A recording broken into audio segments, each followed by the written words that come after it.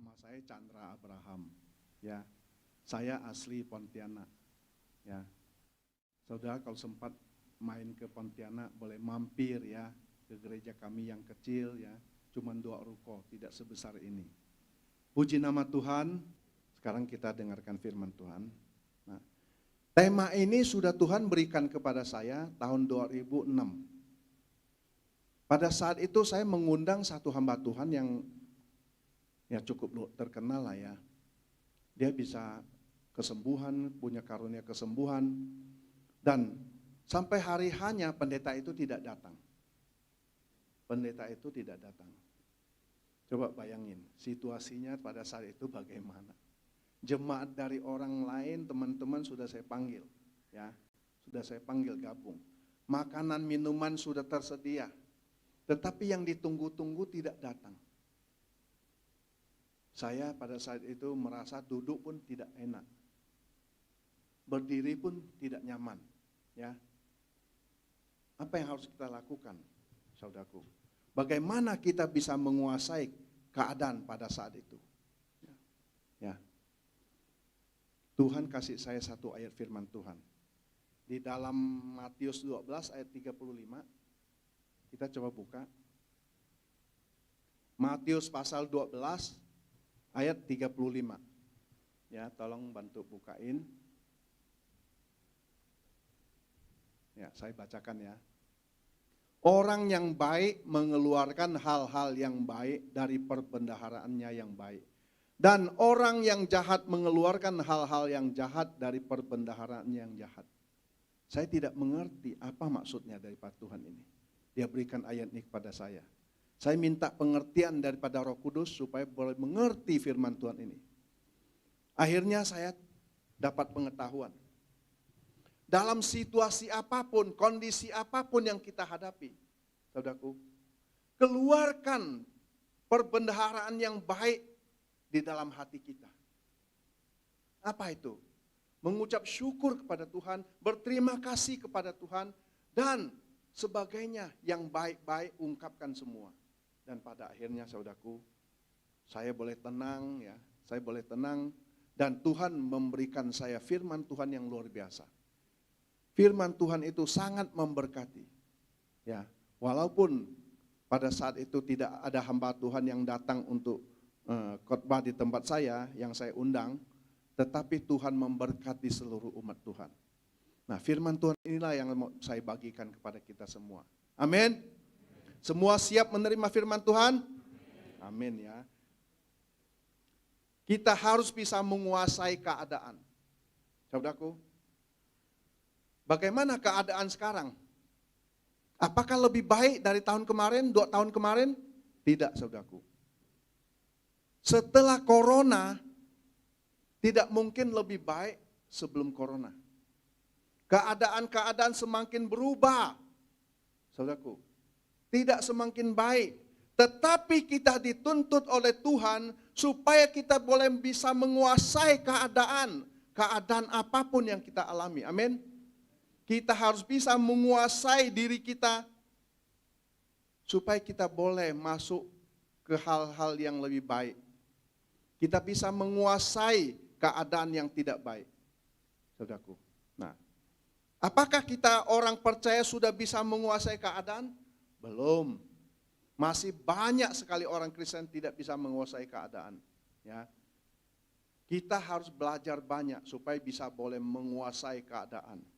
Apakah kondisi sekarang lebih baik? Tidak lebih baik dari kemarin. Ya. Banyak sekali kita mengalami kekalahan demi kekalahan di dalam hidup ini. Banyak sekali kita kalah dalam peperangan kita di dalam dunia ini. Di dalam kerohanian kita ini. Dalam perjalanan hidup kita sebagai orang percaya. Banyak kekalahan yang kita alami.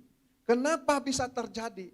Karena kita tidak bisa menguasai keadaan yang membuat kita kalah. Yang membuat kita tidak bisa menang. Nah, Tuhan hari ini ingin kita semua yang mendengarkan firman Tuhan bisa menguasai keadaan. Amin.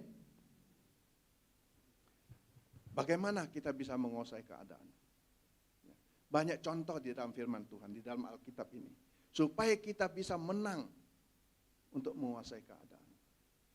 Saudaraku, mari kita buka firman Tuhan ya, di dalam Matius pasal 14. Ya, Matius pasal 14. Kita buka ayat yang ke-13. Matius pasal 14 ayat yang ke-13. Setelah Yesus mendengar berita itu, menyingkirlah ia dari situ dan hendak mengasingkan diri dengan perahu ke tempat yang sunyi. Tetapi orang banyak mendengarnya dan mengikuti dia dengan mengambil jalan darat dari kota-kota mereka. Ayat 14. Terus, ketika Yesus mendarat, ia melihat orang banyak yang besar jumlahnya, maka tergeraklah hatinya oleh belas kasihan kepada mereka, dan ia menyembuhkan mereka yang sakit. 15.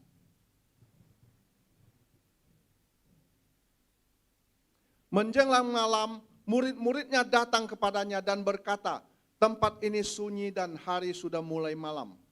Suruhlah orang banyak itu pergi supaya mereka dapat memberi makanan di desa-desa. 16. Tetapi Yesus berkata kepada mereka, tidak perlu mereka pergi, kamu harus memberikan mereka makan. 16 ya, sampai ayat ke-20 ya. Jawab mereka, yang ada pada kami di sini hanya 5 roti dan 2 ikan. Yesus berkata, bawalah kemari kepadaku. Lalu disuruhnya orang banyak itu duduk di rumput dan di sebelah, dan setelah diambilnya 5 roti dan 2 ikan itu, Yesus menghadap ke langit dan mengucap berkat. Lalu memecah-mecahkan roti itu dan memberikannya kepada murid-muridnya. Lalu murid-muridnya membagi-bagikannya kepada orang banyak. Dan mereka semua makan sampai kenyang. Kemudian orang mengumpulkan potongan-potong roti yang sisa 12 bakul penuh. Nah, di situ ada dikatakan ya, Yesus membawa roti itu dan mengucap syukur. Nah, dalam kondisi seperti ini, tidak ada hal yang lebih penting selain kita mengucap syukur kepada Tuhan. Ya, justru kadang-kadang kita tidak bisa mengucap syukur dalam keadaan seperti itu. Nah, kita belajar. Ya, kenapa Tuhan Yesus sanggup melakukan itu? Ya, padahal keadaan itu kita tahu ada 5.000 orang, bahkan lebih daripada 5.000 orang, ya, yang membutuhkan makanan. Sedangkan apa yang disediakan, yaitu 5 roti dan 2 ikan, itu tidak mungkin cukup kalau dipikir oleh pikiran kita, dilihat oleh mata kita, tidak mungkin dibagikan dan cukup buat mereka. Tetapi kenyataannya, disinilah saudaraku, Tuhan Yesus bisa menguasai keadaan. Tuhan Yesus tidak dikuasai oleh keadaan, tetapi dia sanggup menguasai keadaan. Ya, kita harus belajar. Mungkin ada di antara kita mengatakan, itu kan Tuhan. Tuhan pasti bisa dong. Ya kan, namanya Tuhan, pasti sanggup. Saya mau katakan kepada saudara, Tuhan Yesus pada saat lahir menjadi manusia, itu dia sama seperti kita. Dia adalah manusia. Tidak beda dengan saudara dan saya. Ya, cuman dia dari benih surgawi, kalau kita dari benih daging, ya. Nah, Tuhan Yesus tidak berdosa, kita berdosa. Tetapi sama-sama dia pun seperti kita manusia. Nah, kalau Tuhan Yesus bisa, seharusnya kita pun bisa. Tapi nyatanya kita kadang-kadang lebih kalah daripada menang. Kita lebih sering tidak sanggup menguasai keadaan daripada mendapatkan kemenangan.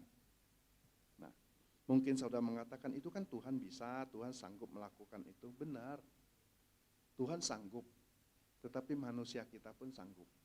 Ya, jadi saudaraku, kadang-kadang mata kita, mata jasmani kita yang bekerja, pikiran jasmani kita yang bekerja, ya, bukan pikiran daripada Tuhan. Sedangkan Tuhan tuntut kita untuk pikiran daripada Tuhan. Pandangan secara rohani, bukan secara jasmani. Saudaraku, percayalah kepada saya. Apa yang saya katakan bahwa Tuhan Yesus bisa, kita pun bisa. Amin. Tapi ada hal-hal yang penting yang harus kita lakukan. Bisa mengucap syukurkah kita ketika ada masalah yang menghampiri kita? Pertanyaannya. Bisakah kita mengucap syukur dalam keadaan terjepit? Pada saat 2006 saya terjepit. Apalagi tidak ada persiapan. Walaupun seorang hamba Tuhan pun terjepit, saudaraku. Tetapi siapa yang mau naik di atas mimbar? Kalau gembalanya aja tidak berani naik ke mimbar untuk ceritakan firman Tuhan, untuk sampaikan firman Tuhan, bagaimana yang lain? Tidak ada. Tetapi inilah Tuhan ingin kita mengucap syukur dalam segala hal. Ya. Mengucap syukur dalam segala keadaan. Bukan pada saat kita di atas, kita bisa mengucap syukur. Tetapi pada saat kita di dalam pencobaan, di dalam ke bawah, menghadapi masalah yang begitu rumit, ya, disitulah ucapan syukur itu harus ada. Ucapan syukur itu penting, saudaraku. Ucapan syukur itu bisa mengatasi segala persoalan. Saudara dan saya punya Roh Kudus di dalam hidup kita. Masing-masing kita punya Roh Kudus. Kita orang percaya punya Roh Kudus. Tetapi kadang-kadang kita tidak minta kepada Roh Kudus. Betul tidak? Saya kemarin ada masalah, ada barang tidak bisa diambil. Saya tanya Roh Kudus, apa yang harus lakukan Tuhan? Teman saya punya pabrik banyak. Pabrik kimia, pabrik plastik, ada. Tapi Tuhan ingatkan saya Pak Kastan. Aneh nggak? Benar nggak ini Tuhan, Pak Kastan yang Tuhan ingatkan kepada saya? Ya. Akhirnya saya coba telepon Pak Kastan. Ternyata lewat Pak Kastan lah boleh menolong saya. Coba kalau Roh Kudus tidak ingatkan saya, siapa yang harus saya cari? Kadang-kadang mata kita bisa melihat apa yang kita bisa lihat. Mata jasmani kita ini bisa melihat sampai di belakang tembok sana. Betul? Semua pasti bisa melihat. Tetapi mata rohani bisa melihat sampai ke jauh sana. Karena di dalam kita ada Roh Kudus. Mata Tuhan bisa sanggup menembus jauh ke depan sana. Siapa yang bisa melihat masa depan kita? Saya harap tidak ada. Karena kita bukan paranormal. Ya. Yang bisa tahu masa depan kita bukan siapa-siapa, tapi Tuhan. Tuhan yang sanggup. Nah, saudaraku, bagaimana supaya kita bisa menguasai keadaan? Jangan lepas daripada Tuhan.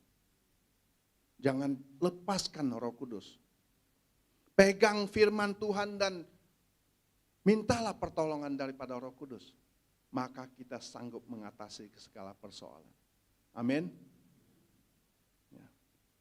Kalau saudara mengatakan, oh itu karena Tuhan, saudaraku. Saya mau kasih satu contoh.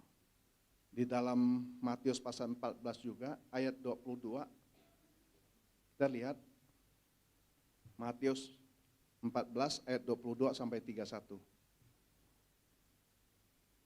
Sesudah itu Yesus segera memerintahkan murid-muridnya naik ke perahu dan mendahuluinya ke seberang. Sementara itu ia menyuruh orang banyak pulang. Dan setelah orang banyak itu disuruhnya pulang, Yesus naik ke atas bukit untuk berdoa seorang diri. Ketika hari sudah malam, ia sendirian di situ. Perahu murid-muridnya sudah beberapa mil jauhnya dari pantai dan diombang-ambingkan gelombang karena angin sakal. Kira-kira jam 3 malam, datanglah Yesus kepada mereka berjalan di atas air. Ketika murid-muridnya melihat dia berjalan di atas air, mereka terkejut dan berseru, "Itu hantu!" Lalu berteriak-teriak karena takut.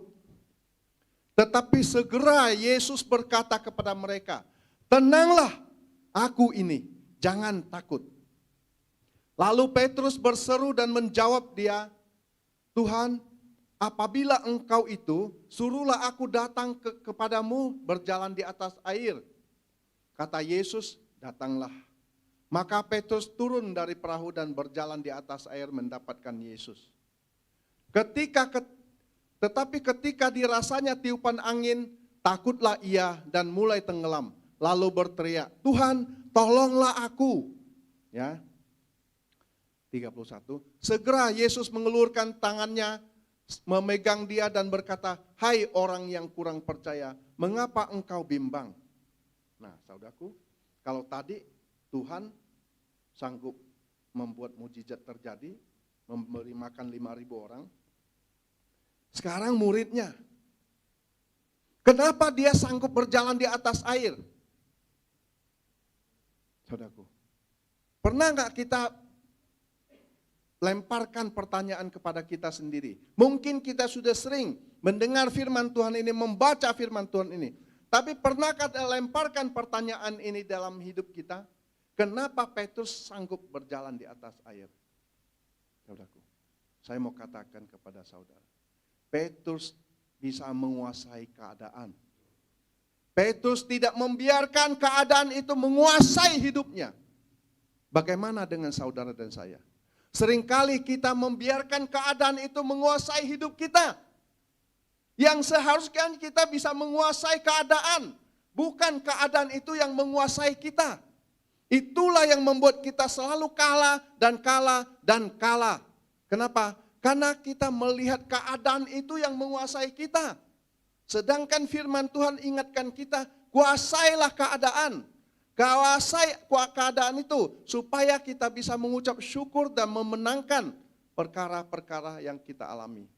Saudaraku, Petrus bisa berjalan di atas air karena dia bisa fokus kepada Tuhan.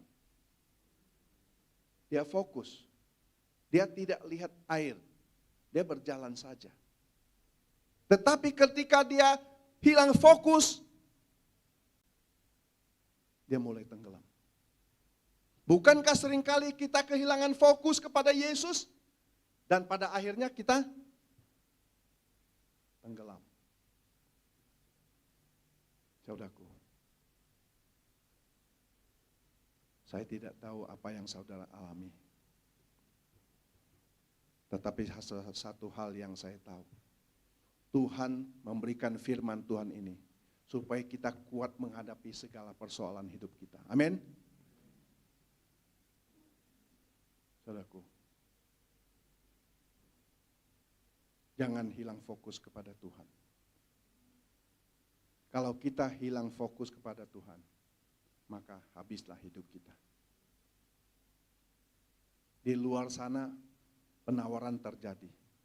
Di luar sana banyak-banyak yang lebih indah yang menawarkan kita. Saudaraku, kalau kita hilang fokus kepada Tuhan, percuma kita mengatakan saya sudah 30 tahun, saya sudah 50 tahun mengikut Tuhan Yesus, sudah percaya dibaptis 50 tahun. Saya katakan itu sia-sia. Kalau fokus kita hilang kepada Tuhan, hidup kita menjadi sia-sia. Untuk itu tetaplah fokus pandangan mata kita kepada Tuhan. Fokuskan hidup kita ke depan kepada Tuhan. Serahkan seluruh kehidupan kita ke depan, bukan kepada siapa-siapa, tapi kepada Tuhan.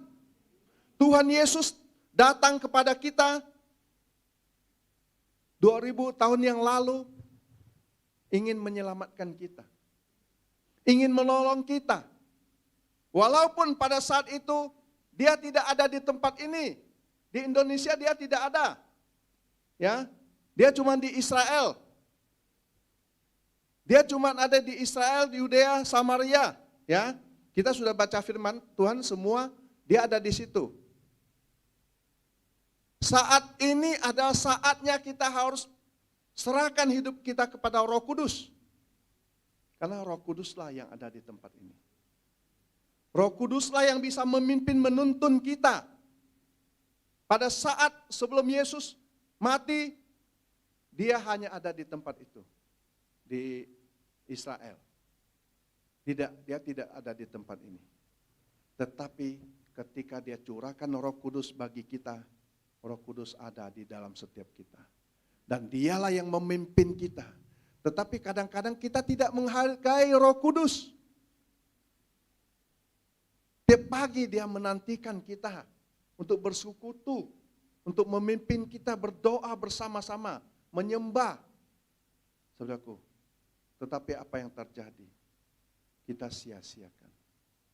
Saudaraku, kita hilang fokus. Saya harap kita semua di sini, sepulang dari tempat ini, fokuskan kembali pandangan mata kita kepada Tuhan. Supaya kemenangan yang seharusnya memang bagian daripada kita, menjadi bagian kita kembali. Banyak kegagalan yang terjadi kan selama ini. Saya pun banyak mengalami hal kegagalan. Tetapi saya pun mau berubah. Karena firman Tuhan ini datang bukan buat saudara semua saja. Firman Tuhan ini pun datang kepada saya. Jadi saya pun harus banyak fokus kepada Tuhan. Kita tidak tahu, saudaraku, kapan Tuhan Yesus akan datang kali yang kedua. Tetapi percayalah kepada firman Tuhan. Dia pasti datang. Tuhan Yesus pasti datang. Itu pasti. Tidak mungkin bohong. Nah, bagaimana sekarang kita? Cek sendiri demi sendiri. Setiap pribadi kita cek. Kondisi kerohanian kita gimana? Kita cek pelayanan kita sampai sejauh mana. Ya. Semua kita, bukan buat saudara saja, buat saya. Semua kita harus fokus kembali kepada Tuhan Yesus. Di situ dikatakan, ketika Petrus hilang fokus, dia tenggelam. Tetapi terpujilah nama Tuhan, dia bisa berseru. Ketika dia berseru, Tuhan tolong saya. Ya. Istilah teman saya, Yestoya, Yesus tolong saya. Ya. Dia bikin bakmi, kasih nama Yestoya. Ternyata Yesus tolong saya. Ya. Ya. Anak saya ketawa. Ya. Jadi saudaraku, kita harus berseru kembali. Mungkin sudah lama kita tidak berseru. Kita berjalan dengan kekuatan kita. Kita berjalan semau kita. Saudaraku, apa yang kita alami? Bukankah kegagalan banyak yang terjadi di dalam hidup kita? Mulai sekarang kita beranikan diri berfokus kembali kepada Yesus. Seperti Petrus yang berfokus kepada Yesus akhirnya ditolong. Kalau kita kembali fokus kita kepada Tuhan, tidak mungkin tidak ditolong. Tuhan pasti tolong kita. Amin. Cuman satu yang amin tadi. Amin. Puji nama Tuhan. Fokus kembali kita kepada Tuhan. Tidak ada Allah seperti Tuhan kita. Saudara cari di dunia ini, mana ada Allah seperti Tuhan kita yang begitu mengasihi kita. Yang datang sudah sengsara, hidup sengsara, pada akhirnya mati pun di kayu salib. Ada nggak? Nggak ada. Hanya Tuhan Yesus yang lakukan itu. Kalau kita tidak mau manfaatkan waktu yang terakhir-akhir ini, saudaraku, saya takut kita hilang. Kita terhilang. Untuk itu saudaraku, biarlah hari ini firman Tuhan mengingatkan kita untuk fokus kembali kepada Tuhan. Saudara dan saya bisa melakukan hal yang besar. Bisa melakukan banyak hal yang jauh lebih besar yang pernah dilakukan orang. Bisa. Ya, kalau Tuhan Yesus bisa memberikan makan 5.000 orang bahkan lebih. Kalau Petrus sanggup berjalan di atas air. Saudaraku, coba kita baca di dalam 2 Raja-Raja pasal 4. Ayat 42 sampai 44. Kita masih ingat seorang nabi. Ya, nabi yang luar biasa. Yang dipakai Tuhan. 2 Raja-Raja pasal 4 ayat 42 sampai 44. Ya, kita baca sama-sama ya. Datanglah seseorang dari Baal Salisa dengan membawa bagi abdi Allah roti hulu hasil, yaitu 20 roti jelai serta gandum baru dalam sebuah kantong. Lalu berkatalah Elisa, berilah itu kepada orang-orang ini supaya mereka makan. Tetapi pelayannya itu berkata, bagaimanakah aku dapat menghidangkan ini di depan 100 orang? Jawabnya, berikanlah kepada orang-orang itu supaya mereka makan. Sebab beginilah firman Tuhan, orang akan makan bahkan akan ada sisanya. Lalu dihidangkannya lah di depan mereka, maka makanlah mereka dan ada sisanya sesuai dengan firman Tuhan. Saudaraku. Bujangnya saudaraku mengatakan itu tidak mungkin. 20 jelai roti. Itu kalau sekarang roti unyil. Kita pasti tahu roti unyil ya. Sekali masuk mulut, 2 kali gigit udah hilang. Itulah roti unyil. Itulah roti yang dibawa buat Elisa. Tetapi firman Tuhan mengatakan bahkan akan ada lebihnya. Itulah firman Tuhan. Dan apa yang terjadi? Nyata. Mujizat terjadi pada saat itu. Ya, mujizat terjadi dan bisa mengenyangkan 100 orang. 100 orang kalau cuma 20 roti, anggaplah 1 roti bisa kenyangkan 1 orang. Itu masih kurang 80 orang. 80 roti untuk 80 orang. Tetapi firman Tuhan mengatakan akan ada lebihnya. Dan itu pun terjadi. Amin. Saudaraku, seorang nabi bisa dipakai Tuhan.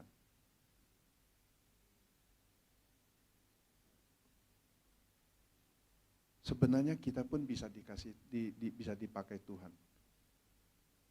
Nabi Elisa itu tidak ada apa-apanya kalau dibanding kita. Kita anak Tuhan loh. Kita sanggup membuat mujizat loh. Kenapa Tuhan bisa memperlihatkan ruko yang saya mau sewa? Sama persis apa yang saya dapat. Karena kuasa Tuhan itu tidak terbatas. Saya heran tadi saya bicara sama Pak Kasten. Gimana ceritanya bisa dapat tempat bagus kayak gini? Semua sudah disediakan katanya. Banyak hal yang mungkin akan terjadi dalam hidup kita yang mungkin tidak pernah kita pikir. Mungkin kita tidak pernah bayangkan. Tetapi Tuhan membuat semuanya menjadi kenyataan. Amin. Saya sudah banyak mengalami hal yang luar biasa dari Tuhan. Banyak sekali. Kalau saya mau cerita 1 hari tidak habis. Saudaraku. Banyak hal keajaiban-keajaiban yang Tuhan nyatakan kepada saya. Kita harus mengalami banyak hal keajaiban daripada Tuhan. Supaya kita bisa melihat kuasa Tuhan itu nyata dalam hidup kita. Jangan cuma ngomong doang. Tapi kita harus merasakan, mengalami. Kalau cuma ngomong doang orang bisa. Mendengar si A bicara kita ikut bicara bisa aja. Tetapi tidak mengalami untuk apa? Yang paling penting adalah kita mengalami bagaimana Tuhan mengasihi kita. Tuhan membuat mujizat-mujizat yang tidak pernah terjadi dalam hidup kita. Saudaraku, lihat apa yang kita alami pada saat-saat ini. Bukankah ketika corona banyak yang meninggal? Seharusnya kita adalah menang dalam perang. Saya punya satu customer, namanya Dewi, kena corona pada awal-awalnya. Wah, tidak bisa didatang lihat semua, katanya sangat kasihan banget. Setelah dia sembuh, saya telepon dia bicara. Dew, lu ingat ya, kamu harus mengasihi Tuhan lebih dari apapun. Ya kok, karena kamu seharusnya mati tapi hidup kembali. Pada awal-awal corona itu ngeri loh. Sekali kena, lewat. Sekali kena, lewat. Belum ada obat, belum divaksin, tapi dia bisa hidup. Saya bilang kamu harus ingat itu. Kamu hidup itu diberi Tuhan hidup kembali. Artinya sudah mati sebenarnya. Iya kok, saya pun memang hampir lewat katanya, sesak nafas sampai tidak sadarkan diri. Saya bilang itu, kamu harus ingat. Bukan Dewi saja saudaraku, saudara-saudara semua termasuk saya. Itu pun kemurahan Tuhan yang Tuhan berikan buat kita. Harus kita ingat. Seorang raja bisa melakukan itu. Seorang murid bisa melakukan itu. Dan seorang Tuhan yang menyatakan kepada kita kemurahannya. Dia pun melakukan itu. Saudaraku, saya berdoa jemaat di tempat ini. Ya, semuanya mengalami kasih Tuhan yang luar biasa. Ini sangat luar biasa. Saya 5 tahun di Pontianak. Itu pun siang malam kita bekerja. Siang malam. Saya kalau pulang Pontianak, paling tidak jam 1 pagi baru pulang rumah. Masih penginjilan, masih menjangkau jiwa. Tetapi saya lihat tidak sedahsyat ini cuma 1 tahun loh. Luar biasa nih. Tuhan luar biasa, amin. Tuhan bisa menjangkau jiwa segitu banyak dalam 1 tahun. Adakah kemuliaan buat Tuhan? Luar biasa. Maju terus Pak. Luar biasa ini pekerjaan Tuhan. Dan ini sudah saatnya kita panen. Kita panen. Ketika saya sebelum membangun di Pontianak, saya berdoa 3 orang di pasar di Blok A, di Blok M. Tuhan kasih pernyataan. Padi sudah menguning. Itu aja yang Tuhan kasih dalam doa. Jadi saya habis doa kita kumpul. Saya dapat ini, bahwa padi sudah menguning. Apa yang harus kita lakukan? Yang ini bicara, ini bicara. Saya bilang yang paling Tuhan mau adalah kita mencari jiwa. Mencari jiwa bagaimana? Kalau kita tidak beraturan, mencari jiwa hari ini cari, besok hilang. Percuma. Bagaimana sekarang? Kita harus bangun gereja. Nah, setelah tetapkan bangun gereja di mana? Kita runding lagi di mana? Ada teman bilang Jakarta aja. Ya. Enggak, kita doa. Tuhan mau mana? Ada teman saya bilang Pontianak. Saya pun dari Pontianak. Nah, cuman kalau saya mau, kalau maunya saya tidak mau di Pontianak. Anak istri saya di sini kok, lebih enak di Jakarta. Ya kan? Tapi akhirnya Tuhan bilang di Pontianak. Nah, kita jalan. Pas 5 tahun, saya bilang sudah ada yang Tuhan pakai, saya harus kembali ke Jakarta. Nah, kembali ke Jakarta saya masih perlu tanya nih, kemana ini? Pak Kasten, ayolah di sini kita layani sama-sama. Saya bilang, istri saya pun bilang kemarin begitu. Kita kembali, itu kita ke Pak Kasten lah, kita ibadah di situ aja, dia bilang. Saya bilang, doa aja. Doa aja, kalau memang Tuhan kehendaki kita jadi jemaat sini, nggak masalah. Pak Kasten jadi gembala saya, amin. Luar biasa Tuhan ya. Doa aja. Saudara, kalau mau dipakai Tuhan, jangan coba-coba lari. Ingat Yunus, penderitaan Yunus, ya, sampai masuk di perut ikan. Ya. Disuruh ke timur, dia ke barat. Begitupun kita manusia, kadang-kadang kita tidak dengar apa yang mau Tuhan lakukan dalam kehidupan kita, ya. Puji nama Tuhan. Ya. Satu ayat lagi buat kita semua. Ini ayat favorit saya. Kita sering mengalami ketakutan. Kita bikin ini, buat ini takut. Buat ini takut. Takut apa? Karena kita di dunia ini penuh ketakutan. Ya. Kadang-kadang kita mau berbuat buat Tuhan pun takut. Padahal buat Tuhan loh, itu pun masih ada ketakutan. Nah, saudaraku, hari ini saya mau ajak kita baca satu firman Tuhan. Di dalam Yesaya 41 ayat yang ke-10. Saya selalu baca firman Tuhan ini. Saya selalu baca firman Tuhan ini. Setiap saat kalau saya ada di mana, saya selalu hafalkan firman Tuhan ini. Janganlah takut, sebab aku menyertai engkau. Saudaraku, apa yang kita perlu takutan lagi? Sudah firman Tuhan nyatakan kepada kita, janganlah takut, sebab aku menyertai engkau. Kalau Tuhan yang menyertai saudara dan saya, gak perlu takut. Gak perlu takut. Gak perlu takut kehilangan. Tuhan ganti semua. Janganlah bimbang. Petrus bimbang. Dia ragu, dia bimbang, dia hilang fokus. Maka dia tenggelam. Tetapi firman Tuhan katakan, janganlah bimbang. Sebab aku ini Allahmu. Ini Tuhan berbicara. Aku ini Allahmu. Apa perlu kita bimbang? Apa yang perlu kita takutkan sekarang? Saudaraku, tidak usah takut. Aku akan meneguhkan, bahkan akan menolong engkau. Aku akan memegang engkau dengan tangan kananku yang membawa kemenangan. Tuhan selalu memberikan kita pertolongan. Tuhan tidak pernah meninggalkan kita. Justru kita yang meninggalkan Tuhan. Tidak ada seorang pun yang mencari Tuhan. Firman Tuhan ini. Di dalam Roma dikatakan. Tidak ada seorang pun yang mencari Tuhan. Tetapi Tuhanlah yang mencari kita. Saudara dan saya hadir di tempat ini. Bukan kita datang cari Tuhan. Kalau bukan Roh Kudus yang memimpin saudara, mungkin di tengah jalan saudara belok kemana. Tetapi karena Roh Kudus memimpin saudara di tempat ini, dia ingin saudara mendengarkan firman Tuhan. Maka bukan saudara dan saya mencari Tuhan. Tapi Tuhanlah yang menolong mencari kita. Sampai kita ketemu. Ya.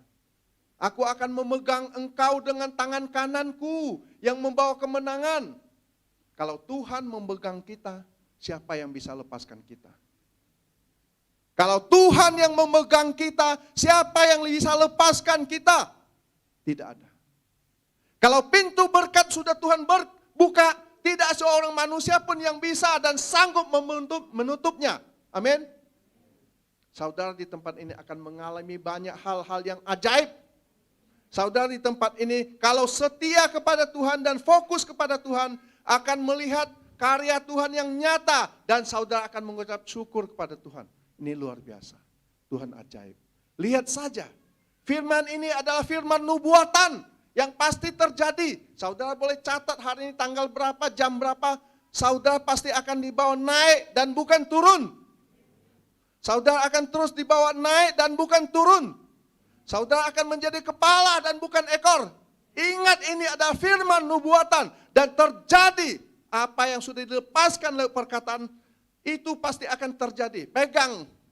Pegang ini firman Tuhan. Aku akan memegang engkau dengan tangan kananku yang membawa kemenangan. Pada akhirnya bukan kekalahan, tetapi kemenangan. Kemenangan itulah yang dicari semua orang. Amin. Daud berperang pun ingin menang.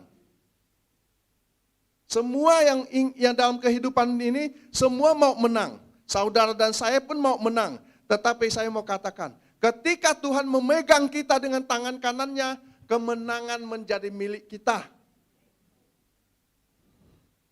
Ya. Inti firman Tuhan hari ini saya mau sampaikan kepada saudara. Saya ada catat 4 hal. Yang pertama inti firman Tuhan adalah apapun pergumulan kita, percayalah Tuhan selalu menolong kita dan tidak pernah meninggalkan kita. Itu pertama. Ingat itu. Yang kedua, berserulah kepada Tuhan selama dia berkenan untuk ditemui. Saya percaya hari ini Tuhan bersedia ditemui. Saudara percaya hari ini Tuhan bersedia ditemui? Beri kemuliaan buat Tuhan. Yang ketiga, pandangan mata jasmani kita terbatas, tetapi Tuhan selalu selidiki hati. Pandangan mata kita terbatas, tetapi Tuhan selidiki hati. Hatimu sejauh mana mengasihi Tuhan itu sangat tergantung. Ya, sangat tergantung keberhasilan saudara, tergantung dengan pandangan matamu kepada Tuhan, fokus kepada Tuhan, dan Tuhan mau kita supaya selalu membuat dia bisa berkarya di dalam hidup kita. Kadang-kadang kita tolak, kadang-kadang kita tidak mau. Ya, Tuhan selalu mau masuk di dalam hati kita, tapi kadang-kadang kita tutup hati kita. Kita tidak berserah, kita tidak membuka hati, sehingga Tuhan tidak bisa masuk, memimpin dan menuntun kita. Kalau kita serahkan hidup kita dipimpin dan dituntun kita, itu yang terindah. Ya. Yang keempat, hiduplah segala sesuatu dengan ketenangan. Hadapilah segala sesuatu dengan ketenangan, bukan dengan rasa takut. Ya. Orang yang bisa tenang itu baru bisa berdoa, ada firman-Nya. Orang yang tidak bisa tenang, tidak bisa berdoa. Mungkin kelihatannya mulut berdoa, tapi hatinya tidak berdoa. Tetapi kita harus tenang di dalam Tuhan.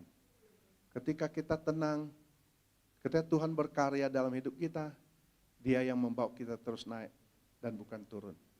Dia yang terus menjadikan kita kepala dan bukan ekor. Saudaraku, inilah firman Tuhan yang sudah saya sampaikan, yang sudah saya dapat dari Tuhan. Kiranya semua jemaat Tuhan boleh diberkati Tuhan dengan luar biasa.